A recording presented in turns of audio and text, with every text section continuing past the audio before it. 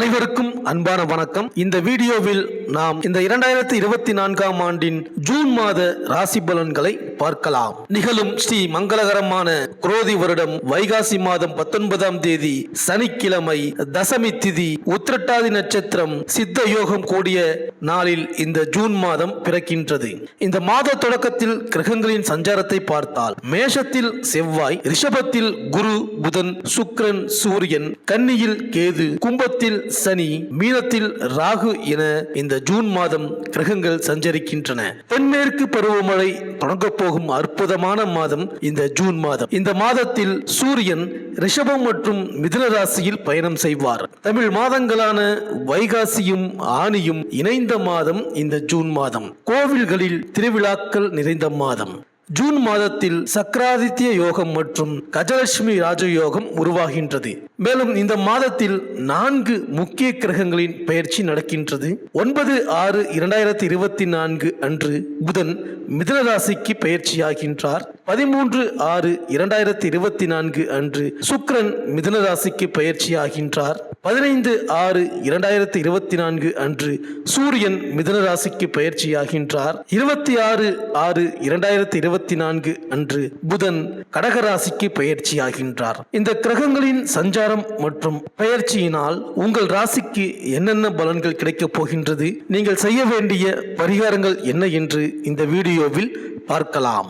சுக்கிரனை ராசி அதிபதியாக கொண்ட ரிஷபராசி அன்பர்களே, இந்த ஜூன் மாத கிரக நிலைகளை ஆராய்ந்து பார்க்கும் பொழுது மாத தொடக்கத்திலேயே செவ்வாய் மேஷ ராசியில் சஞ்சரிக்கின்றார். உங்கள் ராசிக்கு விரையாதிபதியான செவ்வாய் விரயஸ்தானத்திலேயே சஞ்சரிப்பதால் இந்த காலகட்டத்தில் விரயங்கள் அதிகரிக்கத்தான் செய்யும். யாரை நம்பியும் எதுவும் செய்ய இயலாது. கடன் சுமையின் காரணமாக ஒரு சிலர் வாங்கி இடத்தை விற்க நேரிடும். அண்ணன் தம்பிகளுக்குள் கருத்து வேறுபாடுகள் தோன்றி மறையும். உடன்பிறப்புகள் உங்களை விட்டு விலகாமல் பார்த்துக் கொள்ளுங்கள்.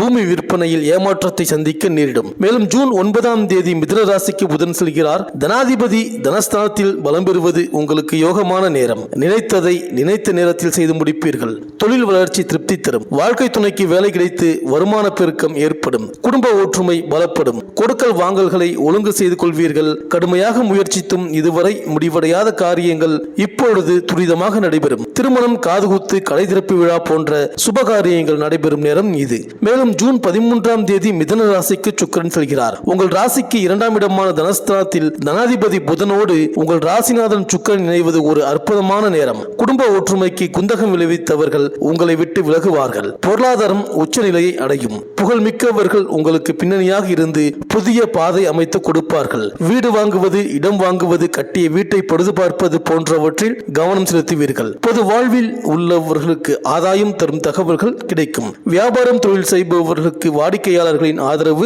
அதிகரிக்கும். உத்தியோகத்தில் உள்ளவர்களுக்கு இடமாற்றம், இலாக்கா மாற்றம் வரலாம். கலைஞர்களுக்கு வாய்ப்புகள் வாசல் தேடி வரும். மாணவ மாணவிகளுக்கு நினைவாற்றல் கூடும். பெண்களுக்கு சேமிப்பு உயரும். திடீர் பயணங்கள் தித்திக்க வைக்கும். மேலும் இதுவரை உங்களது ராசிக்கு 12ஆம் இடத்தில் அமர்ந்திருந்த குரு பகவான் பெரிதாக எந்த நன்மைகளையும் ஏற்படுத்தி கொடுக்காமல் ஏதோ சொற்ப சந்தோஷத்தை மட்டும் மேம்போக்காக கொடுத்து வந்தார். சில நேரம் சிலருக்கு கவலைப்படும்படியான சங்கடத்தையும் பெரிய பொருளாதார கஷ்டத்தையும் இடர்பாடுகளையும் உண்டாக்கி இருப்பார்.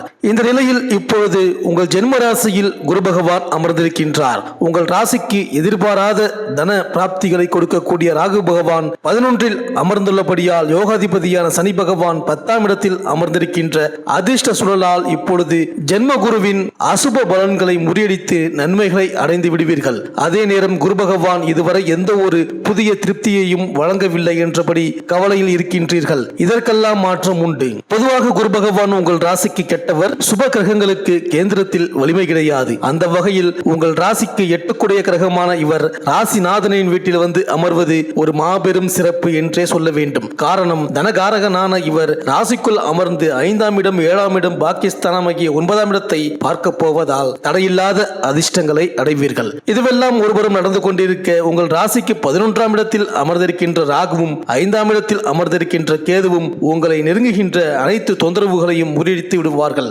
அடுத்ததாக கடந்த மார்கழி மாதம் 4ஆம் தேதியிலிருந்து சனி பகவான் தொழில் ஸ்தானத்திற்கு வந்து அமர்ந்து விட்டார். 10இல் சனி பதவியை தரும், தொழிலை விருத்தி செய்யும் என்பதால் உங்களது கஷ்டங்கள் மறையும். இப்பொழுது குரு பகவான் உங்கள் ராசிக்குள் அமர்ந்துள்ளதால் முதலில் உங்களது தீராத மனபயத்தை போக்குவார். மன மகிழ்ச்சியும் புதிய இனிமைகளையும் உண்டாக்குவார். குடும்பத்திற்குள் நீடிக்கின்ற தொந்தரவுகளை சரி செய்வார். பணம் காசு வரவுகளை சரளமாக்குவார். உறவுகளுக்குள் தொடர்கின்ற பிரச்சனைகளை நல்லபடியாக தீர்த்து வைப்பார். மேலும் ரிஷபராசியில் சஞ்சரிக்கும் குரு பகவான் சூரியனின் நட்சத்திரமான கார்த்திகை, சந்திரனின் நட்சத்திரமான ரோகிணி, செவ்வாயின் நட்சத்திரமான மிருகசீரிஷம் ஆகிய நட்சத்திரங்களில் சஞ்சரிப்பதுடன் சந்திரன் செவ்வாய் நட்சத்திரங்களில் வக்ரம் பெறுகின்றார். குருவிற்கு சூரியன் சந்திரன் செவ்வாய் ஆகிய கிரகங்கள் நட்பு. ஆகையால் ரிஷபகுரு நல்ல பலனை தருவார். இதனால் தாய் மற்றும் சகோதர வழியில் உதவிகள் கிடைக்கும். அரசாங்கம் தொடர்பான பணிகளில் நல்ல முடிவுகளை எதிர்பார்க்கலாம். கோபத்தை தவிர்த்து நிதானமாக பேசுவதன் மூலம் நல்ல பலன்கள் கிடைக்க பெறுவீர்கள். தொழில் வியாபாரம் தொடர்பான அலைச்சல் ஏற்படக்கூடும். பழைய பாக்கி வசூல் திருப்திகரமாக இருக்கும். தொழில் வியாபாரத்தில் சில சிரமங்களை சந்தித்தாலும் தடைகளை தாண்டி முன்னேற்றம் உண்டாகும். உத்தியோகத்தில் இருப்பவர்களுக்கு வேலை சுமை அதிகரிக்கும். பணி காரணமாக வெளியில் தங்கும் சூழ்நிலை உருவாகலாம். விருப்பமில்லாத பதவிகள் இடமாற்றங்கள் உண்டாகலாம். உத்தியோகம் தொடர்பான அலைச்சல் ஏற்படக்கூடும். பொருளாதார நிலை உயர கூடுதல் முயற்சி எடுக்க வேண்டியிருக்கும். பணவரத்தில் தாமதமான போக்கு இருக்கலாம். சொத்துக்கள் வாங்குவதில் கவனம் செலுத்துவீர்கள். சேமிப்பு மற்றும் முதலீடுகள் செய்வதில் கவனம் தேவை. வங்கி கடன் கிடைப்பதற்காக கூடுதல் முயற்சிகள் மேற்கொள்ள வேண்டியிருக்கும். கல்வியில் கூடுதல் கவனம் செலுத்துவதால் நல்ல பலன் கிடைக்கும். வழக்கத்தை விட அதிக நேரம் எடுத்து பாடங்களை படிப்பது நல்லது.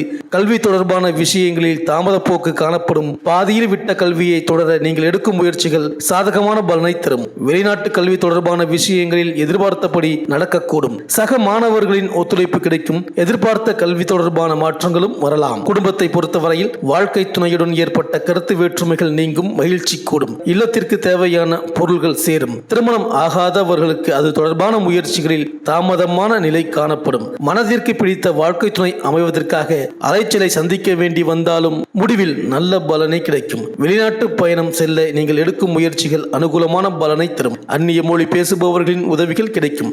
கல்வி தொடர்பான வெளிநாட்டு பயணங்கள் தாமதப்படலாம். பயணங்களின் மூலம் அலைச்சலும் ஏற்படக்கூடும். ரிஷபராசி பெண்களுக்கு புதிய மகிழ்ச்சி ஏற்படும். தள்ளி போய் கொண்டிருக்கின்ற திருமண சுபகாரிய விஷயங்கள் நல்ல விதமாக முடியும். விவசாயிகளுக்கு திடீர் யோக அதிர்ஷ்டங்கள் உற்பத்தி ரீதியாக கைகூடும். அரசு ரீதியாக எதிர்பார்த்திருக்கின்ற சலுகைகள் கிடைக்கும். கலைஞர்களுக்கு அதிக முயற்சி எடுக்க வேண்டிய காலகட்டம். அரசியல்வாதிகளுக்கு மாற்றங்கள் திடீரென்று நிகழக்கூடிய வாய்ப்பு இருக்கின்றது. சக கட்சி ரீதியாக உயர்வும் உண்டு. இந்த ரிஷபராசி அன்பர்கள் தொடர்ந்து ஸ்ரீ பத்ரகாளியையும் நவக்கிரக ஸ்ரீ குரு பகவானையும் வியாழக்கிழமையில் வழிபட்டு வாருங்கள். இந்த ஜூன் மாதம் அனைத்தும் உங்களுக்கு நன்மையே நடக்கும்.